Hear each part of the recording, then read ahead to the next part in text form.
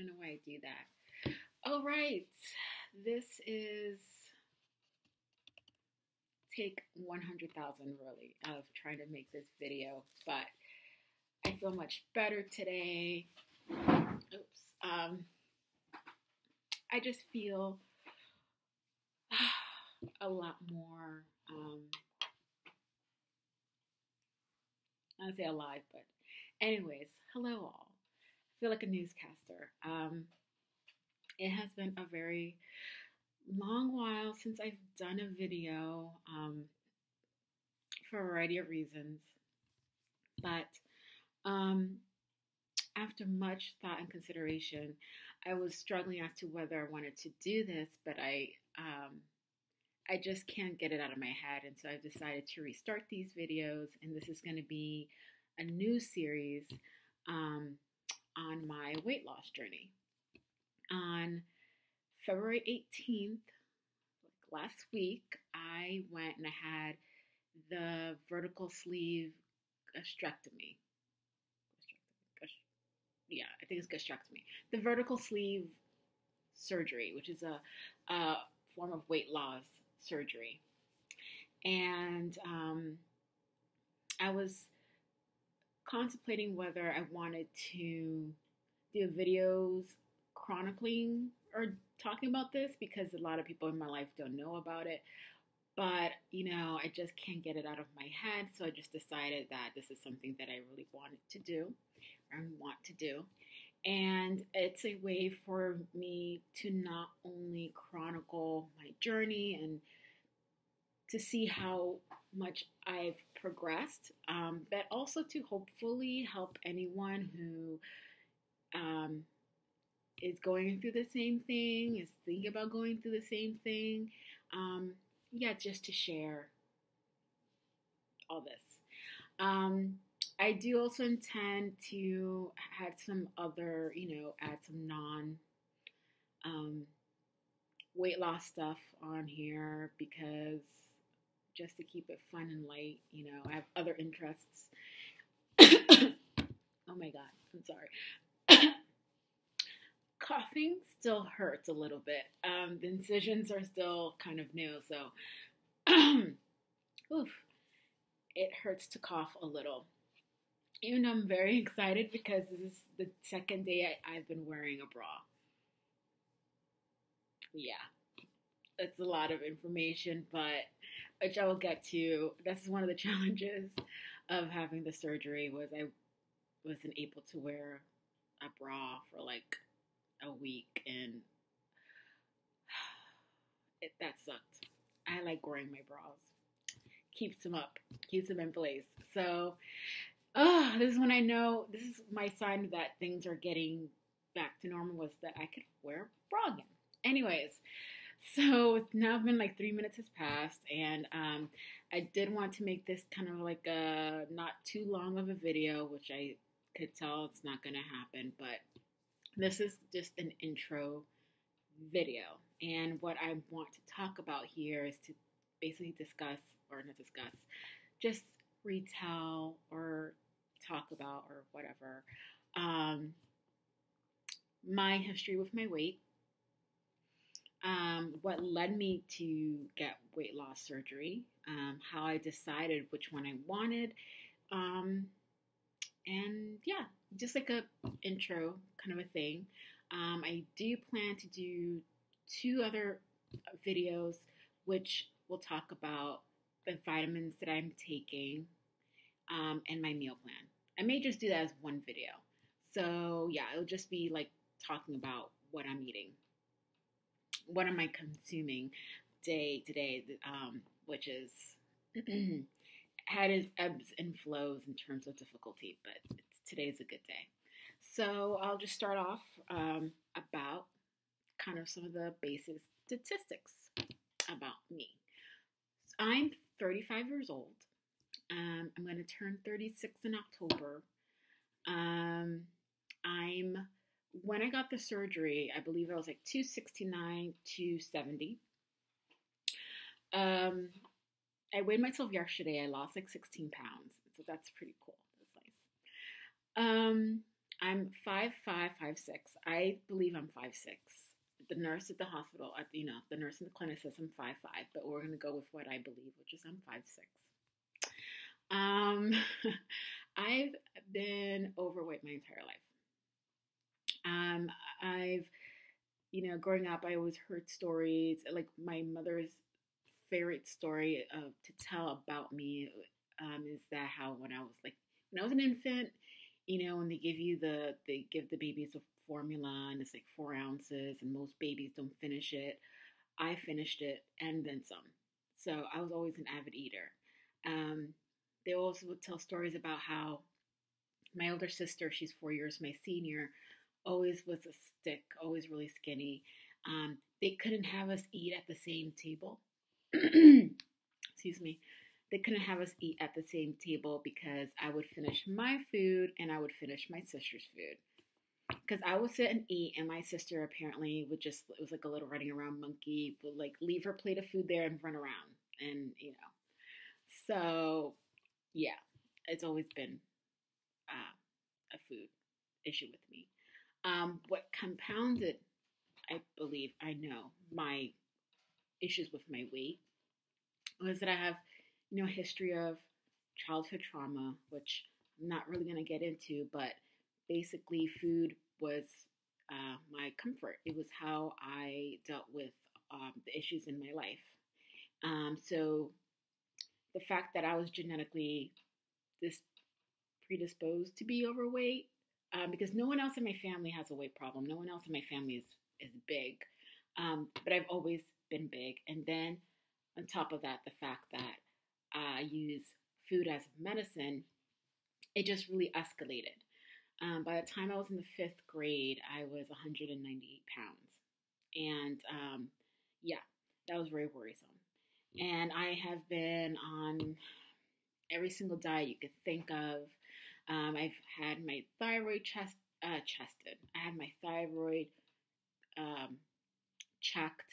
I know, oddly enough, aside from my weight, I was a pretty healthy person. I have like no issues with high blood pressure, no issues with cholesterol, no thyroid issues. Doctors were always surprised. They're like, "Oh, for being overweight, you have pretty healthy,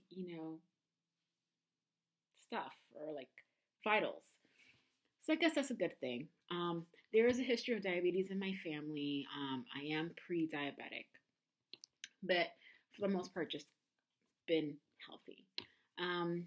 As time went on, I've always just struggled with my weight. When I was 15, I was 300 pounds. When I was able to lose a lot of that weight, and then my senior year of high school, my freshman year of college, and maybe even a bit longer than that, I developed bulimia. It was just been like a whole up and down roller coaster kind of a thing. And it actually wasn't until I was in my 30s that I was able to stabilize my weight. Not on the positive end, but it stopped getting, radical. So for the most part of my 30s, I've been between 250, between 230 to 270, around that area. For the past 2 years, it's been 250 to 270. So I've been in that weight range for the past 2 years. So what led me to have the surgery? The minute I turned 30, I don't think the minute I turned 30, but definitely I've noticed it more once I turned 30. I have a lot of medical issues, health issues from my legs. Most of my weight I carry is waist down. Top up, I'm not that big. I'm not chesty. Most of my weight I carried in the bottom half of my body. And definitely started to feel the effects of that. I suffer from edema, which is a swelling of the legs. So my ankles and my feet are all swell a lot, especially in the summer. I also suffer from cellulitis, which is a skin infection. I have had several bouts of cellulitis since the first about this first episode of cellulitis I was a junior in high school. And I've been hospitalized 3 times because of it. Sorry, the light.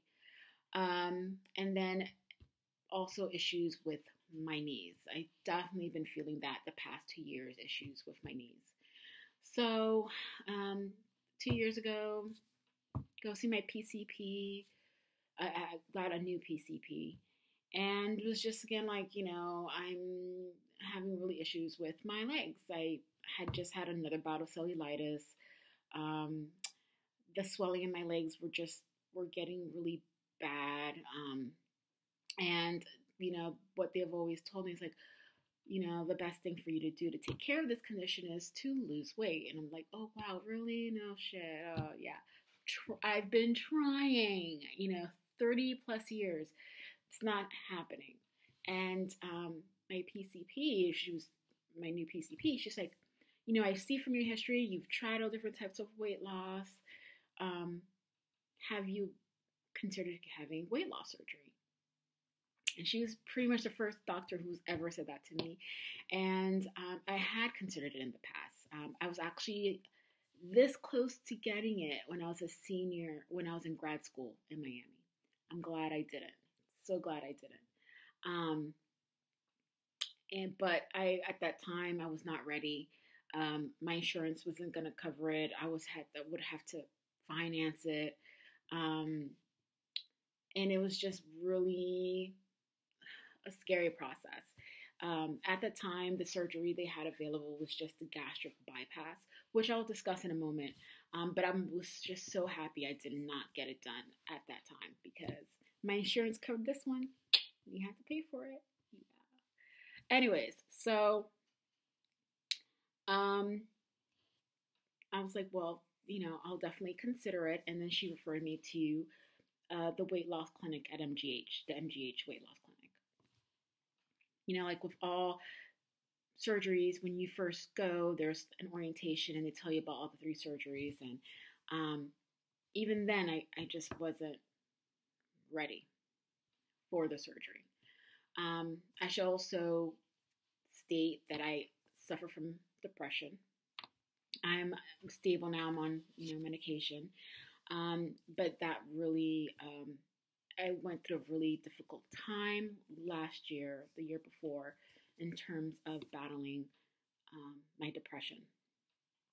When I had that under control, in March of 2014, I went back to the weight loss clinic and said, I want to get the surgery. I disclosed to them that I had been battling depression for a good part of 6 to 8 months. But now that time that I was ready, out of hospital protocol, they required that I show 6 months of stability before they approved my surgery. So my bout of depression ended in February of 2014. I went to the clinic in March 2014, and the psychiatrist there. So when you go to decide to do the surgery, it has to be, there's like a kind of like a triage of consultation of approval. There's a doctor, a nutritionist, and a psychiatrist. And you have to meet all 3 people, and they all have to deem that you are fit to have the surgery. I was deemed fit medically and nutrition-wise, but not psychologically. So I had to wait for 6 months. And so I would meet with the psychiatrist once a month. I already had my own therapist. I didn't meet with him once a month, but I met him 3 times during that period. And then in August, he, in August,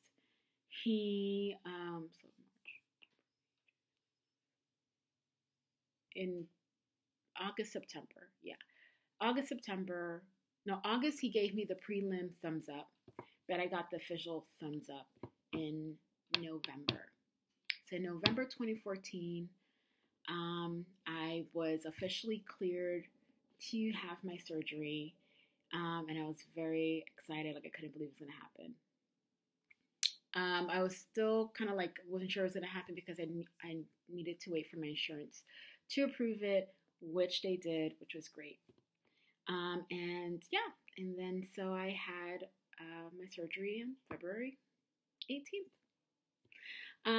So the type of surgery I had, like I said, was the vertical sleeve gastrectomy, whatever, the vertical sleeve surgery. So there are 3 types of weight loss surgeries. One is the lap band, which is basically what they put like a belt around your stomach and they fill it with liquid constricting the opening. MGH actually does not perform that surgery. It doesn't have a very high success rate, so they don't do that surgery. The other 2 is the traditional gastric bypass surgery, which is the one that people most know about, which is basically, you have your stomach and there's the esophagus and the lower intestine. And then they cut your stomach, like they leave this little pouch and the rest of your stomach is still in your stomach. It's still in your body, just disconnected. And then they reroute the lower intestine to the little pouch. That's the surgery with which I believe you can lose the most amount of weight. There are definitely higher risks involved with that one. I did not want to do that one. I'm a person, the idea of too much manipulation inside my body did not make me comfortable. And also, from my understanding, it's best for people who are very, very overweight, like 400 or 500 pounds. I don't know. That's what they said to me. But I did not want to have that surgery for the reason being that it required just a lot of, moving stuff around. And there's a lot higher risk of vitamin deficiencies. So I just didn't want to do that one. Even though you do lose a lot more weight with that one than the one I had. So the one I have, the vertical sleeve, is basically what it sounds. So again, if you imagine the stomach, there's the esophagus and the lower intestine, and your stomach, they cut like 80% out of your stomach, like vertically. And they take it out of your stomach, and what you're basically left with looks like a sleeve of an arm, like a sleeve of a shirt, like one long tube. So there's no manipulation, there's no rearranging of other things. It's just that way. It's the safest of the surgeries. You still do lose a lot of weight. When I went to the doctor, they said for the gastric bypass, you lose between 50 to 60% of your extra weight. With this surgery I got, you lose 40 to 50, which to me was good. I'm good with that. And they have lower levels of vitamin deficiencies because there's no rearranging of organs. So yes, that was the one I got, and that was the reason why I got it. Very happy. Challenges. I think the biggest one was just trying to, once I knew for a fact that I was approved and was going to happen, just telling the people in my life. I was for some reason now I feel much more fearless about it, maybe because I got it and it's like there's nothing they could say because, it's done. But before I had it, just very concerned about what people would think about me. When I did start to tell people, one of the common things was like, you're not fat enough to have a surgery. I mean, I thought it was people who were really big or blah, blah, blah. And I guess I should have taken that as a compliment, which I did not take it as such because they don't know my struggle. They didn't know my struggle. It's really easy to quickly judge people on why they decide to do some certain things, but they don't know what I went through, and they do not know my medical issues and my health issues. So the other thing, someone said, oh, maybe you should use that money instead of the surgery to like go to gym and get a nutritionist. And I'm like, wow, that's a new one. I've never heard that before. Diet and exercise, oh my gosh. Yeah, I've heard of that. And for the people out there who do it naturally, I wish. I'm not going to put myself down and say that I'm less than because I wasn't able to do it. Because this surgery is not a magic bullet, it's not a magic pill. I'm still going to have to work. What it is giving me is kind of like a head start in this race. And so for those who could do it, that's amazing. And for those who can't, do whatever you can to make it happen, except don't starve yourself or anything crazy like that. That's not good. So that's that. Yeah, for the most part, though, I feel that people are now, on board. They have no other choice but to be on board. I don't know how I'm going to tell people who don't know, after the fact when people start seeing me lose weight. I don't know. Yeah, I guess I'll get there when I get there if I feel the need to tell everybody my business. But at this point, I don't care. Other challenges, definitely the big one that I faced last week is mental hunger. That's something that I feel that it is going to be a big struggle for me. So explain briefly what I mean by mental hunger. So there's physical hunger when you're physically hungry. Since having the surgery, I really don't have much, if any, physical hunger. I have to force myself to eat. I could go all day without eating. But I have to just force myself to eat. But the mental hunger, that is, let me tell you. And what that is basically cravings. Cravings. All last week, when I spent my first week of recovery at my mother's house, I was just really bored. I was in pain. I was bored. I regretted having the surgery. I'll be straight up honest. I was just remember just being there like, all I want right now is a pizza. I want chicken tenders. I want a piece of bread and butter. And with some cheese. It was getting like that. Even though I physically was not hungry, I had this urge to I needed to put something in my mouth to fill this void. And I knew that was going to be an issue because I've been going to therapy for a while. And I knew that food has been my way of dealing with things. But to experience it and not be able to feed into it was tough because I didn't have any of that stuff because I'm afraid of busting my sutures. It's only been like a week right now, so I'm just taking it easy. But I was able to push through it. I went on YouTube, watched videos of other people who had the surgery, and listened to them and what they were going through. And it really helped me. And this is one of the reasons why I'm also doing these videos, because I hope to help someone too. That if they're in that situation where they're like, oh my God, what am I feeling? Because I guess that's one of the most surprising things. You theoretically in your mind, that's a possibility, but then when you start actually going through it, it's a shock because you just never knew just how strong of a desire it was. The desire is still there for me. It truly is. I'm counting the days when I have to start getting back on solid foods, but just trying to find other avenues of coping, healthy avenues. So, yeah, the struggle is real.